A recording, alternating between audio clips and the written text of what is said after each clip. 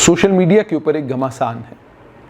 तमाम hydro Electric project मरकज़ी सरकार से वापस लिए जाने चाहिए, और अगर हमें मरकज़ी सरकार से ये तमाम हाइड्रो इलेक्ट्रिक प्रोजेक्ट वापस मिलते हैं तो उसका सबसे बड़ा फ़ायदा जम्मू कश्मीर को ये होगा कि बिजली का बहरान जम्मू कश्मीर में ख़त्म हो जाएगा। बात बिल्कुल सही है। अगर तमाम hydro Electric project Jammu Kashmir की सरकार मरकज़ी सरकार से वापस लेती है तो बिजली के बहरान को एड्रेस किया जा सकता है। लेकिन क्या ये मुमकिन है? ये एक बड़ा सवाल है। जब इस सवाल का जवाब तलाश करने निकलते हैं तो आपके सामने कुछ हकाइक आते हैं। पहली हकीकत ये आती है कि कोई भी कंपनी जब किसी भी जगह कोई भी प्रोजेक्ट बनाती है, तैयार करती है, तो उसका मकसद उस प्रोजेक्ट से मुनाफा कमाना होता है।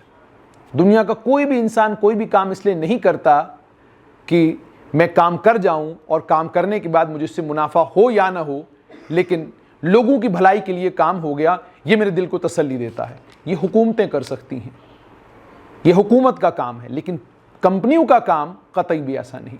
कंपनी मुनाफे पे चलती है, और जो कंपनी खसारे में होती है उस कंपनी को सरकारें अक्सर बंद कर दिया करती हैं।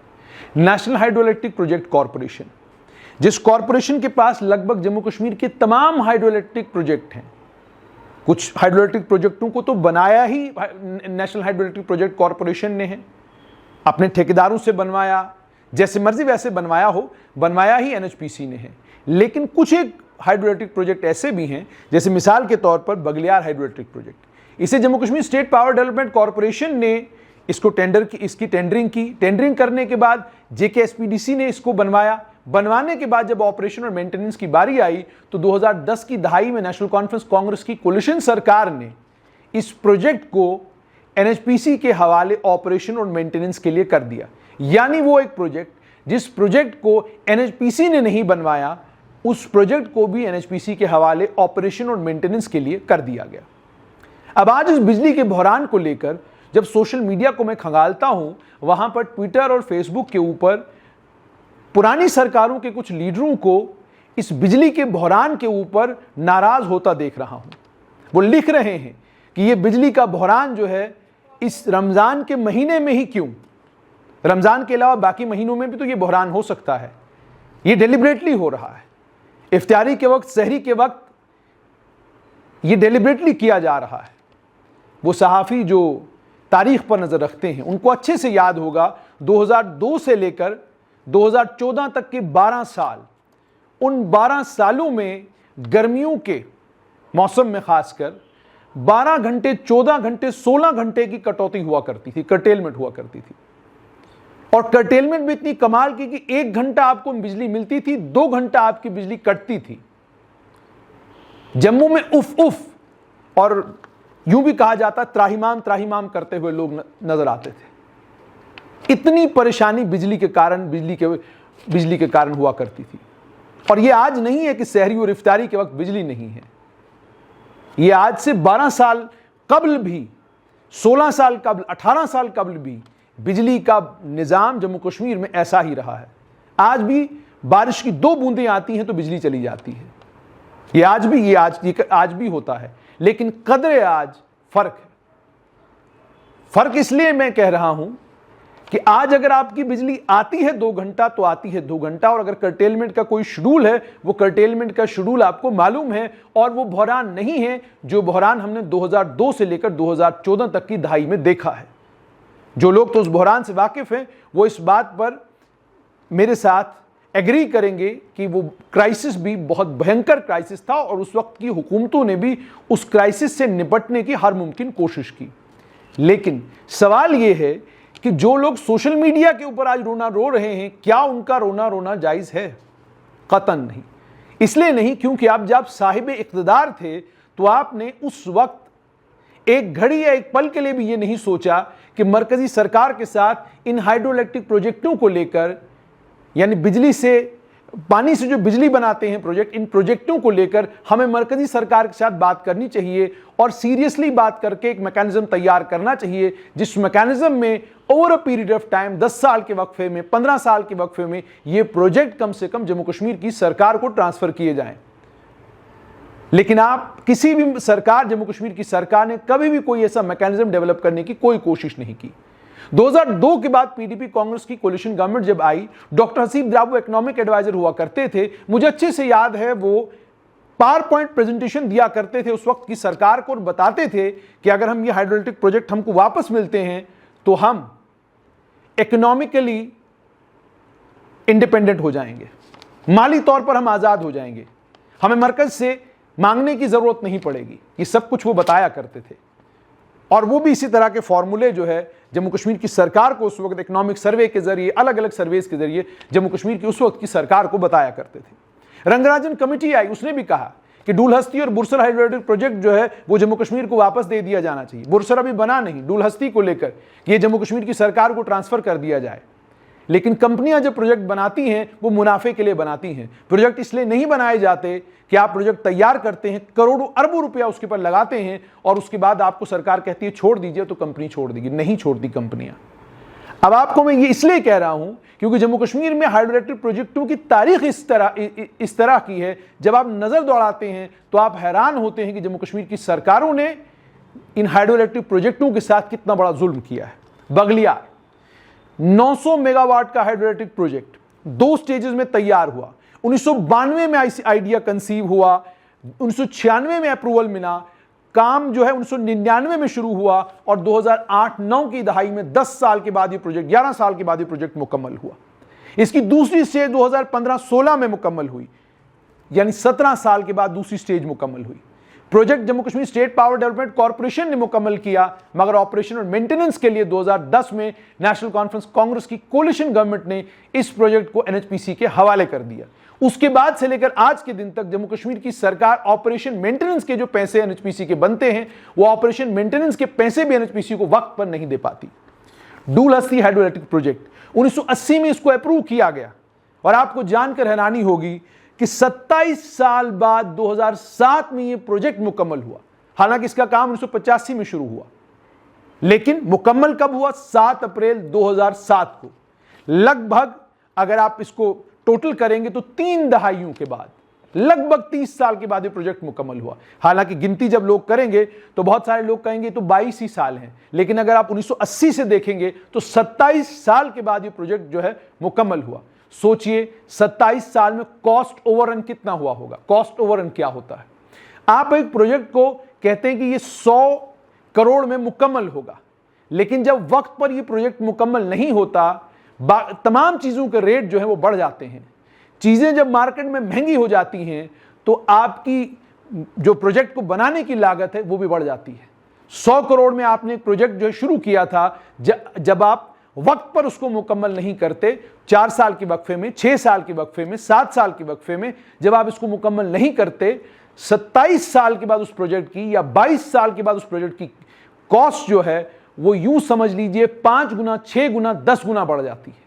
अब 10 गुना कीमत पर जब कोई कंपनी किसी प्रोजेक्ट को मुकम्मल करेगी, उसके बाद आप ये तवक्का रखते हैं कि वो कंपनी हाथों हाथ आपको प्रोजेक्ट दे देगी, ये लीजिए वापस, ये आपका प्रोजेक्ट तैयार बनकर तैयार हो गया। आपके पास पैसे हैं क्या उस कंपनी को देने के लिए? उसके बाद सलाल हाइड्रोइलेक्ट्रिक प्रोजेक्ट, इसे 1920 में कंसीव किया गया था। गुलाम हिंदुस्तान में इसको कंसीव किया गया था। आजाद हिंदुस्तान में 1970 में इस प्रोजेक्ट को अप्रूव किया गया, लेकिन किसी को मालूम नहीं था कोई ऐसा प्रोजेक्ट अप्रूव हुआ है। वो तो एक बजट के सिलसिले में किसी को पता चला कि जनाब किसी एक प्रोजेक्ट के लिए पैसे मांग रहे हैं। ये हालात थे जम्मू कश्मीर के। 1987 में इसकी स्टेज 1 17 साल के बाद मुकम्मल हुई और उसके बाद 1995 में 25 साल बाद इसकी दूसरी स्टेज मुकम्मल हुई और इसकी भी ऑपरेशन और मेंटेनेंस इस समय नेशनल हाइड्रोइलेक्ट्रिक प्रोजेक्ट कॉर्पोरेशन के पास है। क्यों? क्या जम्मू कश्मीर के पास टैलेंट की कमी है, काबिलियत की कमी है? अगर काबिल इंजीनियरों की कमी नहीं, वर्कफोर्स की कमी नहीं है, तो फिर जम्मू कश्मीर को उन हाइड्रोइलेक्ट्रिक प्रोजेक्टों को, जैसे मैंने आपको कहा बगलियार, क्यों देना पड़ा एनएचपीसी को? इसलिए देना पड़ा क्योंकि आपके पास उस प्रोजेक्ट को चलाने के लिए लोग नहीं थे। मजबूर होकर आपने वो प्रोजेक्ट एनएचपीसी के हवाले कर दिया और आज वावेला सोशल मीडिया के ऊपर कि जनाब एनएचपीसी जो है वो जम्मू कश्मीर के साथ जुल्म कर रही है, पावर मिनिस्ट्री जम्मू कश्मीर के साथ जुल्म कर रही है। थोड़ा और आगे बढ़ते हैं। सलाल हाइड्रोइलेक्ट्रिक प्रोजेक्ट के बाद किशनगंगा हाइड्रोइलेक्ट्रिक प्रोजेक्ट 2007 में इस पर काम शुरू हुआ, 2018 में मुकम्मल हुआ। कोई कहानी यहां नहीं मैं सुनाना चाहता। सावलाकोट को लेकर जब नेशनल कॉन्फ्रेंस हिज़्ब इख्तिलाफ में थी, उन्होंने पीडीपी कांग्रेस की कोलिशन गवर्नमेंट के ऊपर क्या इल्जामात लगाए, मैं उसको दोहराना नहीं चाहता हूं। ये सियासतदानों का काम है, मेरा काम मखसूस तौर पर आपको तारीख बताना है इन प्रोजेक्ट्स की। ये प्रोजेक्ट 11 सालों में मुकम्मल हुआ। 11 सालों के बाद जब ये मुकम्मल हुआ, ये प्रोजेक्ट भी एनएचपीसी के पास है। उड़ी हाइड्रो इलेक्ट्रिक प्रोजेक्ट 1999 में इस प्रोजेक्ट पर काम हुआ, 1997 में इसकी स्टेज 1 मुकम्मल हुई और 2014 में बाकी स्टेजेस मुकम्मल हुई। यानी 17 साल के बाद ये प्रोजेक्ट जो है जम्मू कश्मीर में बनकर तैयार हो गया। 17 साल इस प्रोजेक्ट को बनने में लग गए, 720 मेगावाट को बनने में लग गए। अब अगर कुल मिलाकर आप तमाम प्रोजेक्ट्स का मिनिमम टेन्योर पर नजर दौड़ाएंगे जो प्रोजेक्ट को मुकम्मल करने में लग गए, तो कम से कम 10 साल लग गए हैं प्रोजेक्टों को मुकम्मल करने में। खुद सोचिए 10 साल के वक्फे में दुनिया कहां से कहां पहुंच गई। कितने करोड़ पर आपने एक प्रोजेक्ट शुरू किया था और कितने करोड़ पर जाकर आपने उस प्रोजेक्ट को खत्म किया। सिर्फ इतना ही नहीं, वक्तन फवक्तन पिछले 16 साल में अलग अलग हुकूमतों ने ये दावे किए कि हमने मरकजी सरकार के साथ ये मसला टेकअप किया है, हमने मरकजी सरकार को ये बताया है, कहा है मरकजी सरकार को कि आप हमें हाइड्रोइलेक्ट्रिक प्रोजेक्ट वापस दे दें, लेकिन मरकजी सरकार टस से मस नहीं होती, हमारी बात नहीं सुनती। ये बार बार कहा गया। और उसके बाद जब भी पहले प्लानिंग कमीशन जब हुआ करता था, तो जब भी जम्मू कश्मीर के फाइनेंस मिनिस्टर और चीफ मिनिस्टर दिल्ली जाते प्लानिंग कमीशन से बजट लेने के लिए, मुलाकात करने के लिए, तो वहां से प्रेस नोट में एक लाइन जरूर लिखी हुई आती थी कि हमने प्लानिंग कमीशन के साथ और प्राइम मिनिस्टर के साथ बातचीत करते हुए यह कहा कि जम्मू कश्मीर को हाइड्रोइलेक्ट्रिक प्रोजेक्ट जो है वो वापस दिए जाने चाहिए। लेकिन मैकेनिज्म क्या होगा, किस तरीके से वापस किए जाएंगे, जो पैसा, जो लागत कंपनी ने इस प्रोजेक्ट को बनाने में लगाई है, वो लागत कौन देगा? क्या उतने पैसे जम्मू कश्मीर की सरकार के पास हैं? जो सरकार 6300 यानी लगभग 7000 करोड़ की जो सरकार बिजली खरीदती हो, और 7000 करोड़ की बिजली खरीदने के बाद जिसका रेवेन्यू 3000 करोड़ भी नहीं, वो सरकार 18,000 करोड़, 20,000 करोड़, 30,000 करोड़, 50,000 करोड़ के प्रोजेक्ट, या मान लीजिए 1 लाख करोड़ के प्रोजेक्ट क्या मरकजी सरकार से वापस ले सकती है? और अगर वापस लेना भी चाहे तो क्या मरकजी सरकार इतना बड़ा पैकेज, जिस पैकेज में इतने सारे डेवलपमेंट के काम हो सकते हैं, क्या इतना बड़ा पैकेज जम्मू कश्मीर को सिर्फ इसलिए देगी ताकि हाइड्रोइलेक्ट्रिक प्रोजेक्ट जम्मू कश्मीर को वापस दिए जाएं? और उसके बाद दूसरी बड़ी अहम चीज, हाइड्रोइलेक्ट्रिक प्रोजेक्ट अगर वापस कोई आ भी गया, वैसे तो मुमकिन नहीं है, लेकिन चलिए एज्यूम कर लीजिए आ गया, चलाएगा कौन? क्या एनएचपीसी ही चलाएगी? और अगर एनएचपीसी ही इन तमाम प्रोजेक्टों को जो ऑलरेडी चला रही है वही चलाएगी, ऑपरेशन और मेंटेनेंस की कॉस्ट आप बगलियार की नहीं दे पा रहे हैं, तो बाकी प्रोजेक्टों की ऑपरेशनल मेंटेनेंस कॉस्ट आप एनएचपीसी को क्या दे पाएंगे? क्या हर महीने आप, हर साल आप ये पैसे एनएचपीसी को दे पाएंगे? क्या वो आपके लिए मुमकिन हो पाएगा? और आप कहां से वो वर्कफोर्स लाएंगे जो वर्कफोर्स 1800 मेगावाट का बुरसर हाइड्रोइलेक्ट्रिक प्रोजेक्ट चलाएगी? आप कहां से लाएंगे वो वर्कफोर्स जो वर्कफोर्स आपका 720 मेगावाट का उड़ी हाइड्रोइलेक्ट्रिक प्रोजेक्ट चलाएगी? और अगर आपके पास ये वर्कफोर्स ऑलरेडी है, तो फिर आपने बगलियार जो है वो एनएचपीसी के हवाले क्यों किया? इसलिए वो सियासी लोग जो आज रमजान मुबारक के इस मुतबरक महीने में सहरी और इफ्तारी के वक्त बिजली ना होने पर बड़े परेशान हैं और बार बार ये बात कहते हैं कि बिजली का बहरान जो है वो है नहीं, वो क्रिएट किया गया है। अगर जम्मू कश्मीर को तमाम हाइड्रोइलेक्ट्रिक प्रोजेक्ट वापस दे दिए जाएं तो बस ये बिजली का बहरान खत्म हो जाएगा। उन्हें ये बात भी, ये सच भी आम लोगों को बताना चाहिए कि अगर जम्मू कश्मीर की हुकूमत के पास भी ये हाइड्रोइलेक्ट्रिक प्रोजेक्ट वापस आ भी जाते हैं, तब भी जम्मू कश्मीर की हुकूमत कभी भी, अगर जैसे मैंने आपको कहा मेरे पास 720 मेगावाट का उड़ी हाइड्रोइलेक्ट्रिक प्रोजेक्ट है, क्या आप सारी 720 मेगावाट बिजली जम्मू कश्मीर को बांटेंगे? नहीं, आप इसमें से भी बिजली को बेचेंगे। आप बिजली बेचेंगे सलाल से, किशनगंगा से, बगलियार से, डुलहस्ती से आप बिजली बेचेंगे, क्योंकि आप जानते हैं बिजली बेचकर जो पैसा आपको मिलेगा वो आपके रेवेन्यू का एक बड़ा अहम कंपोनेंट होगा। आप बेचेंगे वो बिजली। तो इसलिए ऐसी बातें जब आम लोगों के बीच में की जाती हैं और कहा जाता है यूं अगर होता तो यूं हो जाता, यूं अगर होता तो यूं हो जाता, तो इंसान ये कहने पर मजबूर होता है ये जबर भी देखा है तारीख की आंखों ने, लम्हों ने खता की थी, सदियों ने सजा पाई है।